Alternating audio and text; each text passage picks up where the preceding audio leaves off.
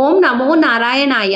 మార్గశిర మాసంలో భక్తి పరిమళాలు వెదజల్లుతూ ఆండాల్ పాడిన తిరుప్పావై పాసురాలు మన హృదయాలను వైకుంఠానికి చేర్చే దివ్య మార్గం. ఈ రోజు మనం వినబోయే 23వ పాసురంలో గోపికలు శ్రీకృష్ణుని సంపూర్ణ శరణాగతితో ఆశ్రయించి ఆయన కరుణను, దయను, రక్షణ స్వరూపాన్ని మహిమపరుస్తారు. నీవే మా రక్షకుడు, నీవే మా దైవం అని అచంచల విశ్వాసంతో భగవంతుని పాదాల వద్ద తమ జీవనాన్ని అర్పించే భక్తిభావమే ఈ పాసురం. భక్తుడు ఎలా భగవంతునిపై సంపూర్ణ ఆధారంతో జీవించాలో ఈ పాసురం మనకు బోధిస్తుంది. తిరుప్పావై 23వ పాసురం. ఆండాల్ తిరువడిగలే శరణం.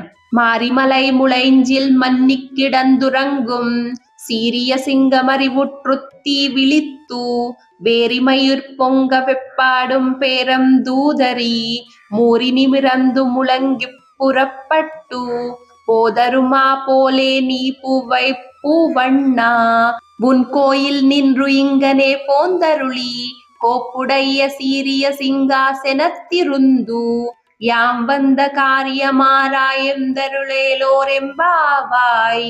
ఈ పాసురంలో చాలా కాలం ఆండాల్ని వేచి ఉంచిన తర్వాత శ్రీకృష్ణ పరమాత్మ వచ్చి తన కోరిక ఏంటో అడుగుతారు. దానికి బదులుగా తమ మనోభీష్టాన్ని ఇలా తెలియచేస్తుంది.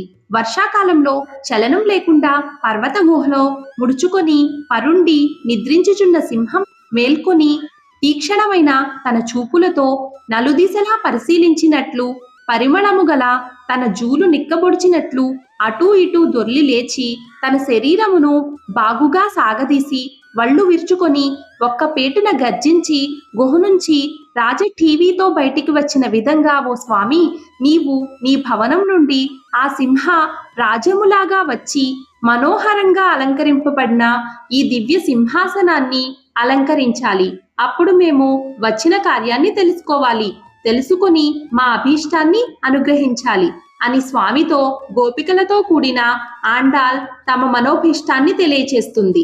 మీకు ఈ వీడియో నచ్చినట్లయితే ప్లీజ్ ఒక చిన్న లైక్ చేసి, షేర్ చేసి, సబ్స్క్రైబ్ చేసుకోండి. మిగిలిన పాసురాలను, వాటి అర్థాలను తెలుసుకోవాలి అనుకుంటే ఇప్పుడే బెల్ ఐకాన్ను యాక్టివేట్ చేసుకోండి. తిరిగి రేపటి రోజు పాసురంలో మళ్ళీ కలుద్దాం. నమస్కారం.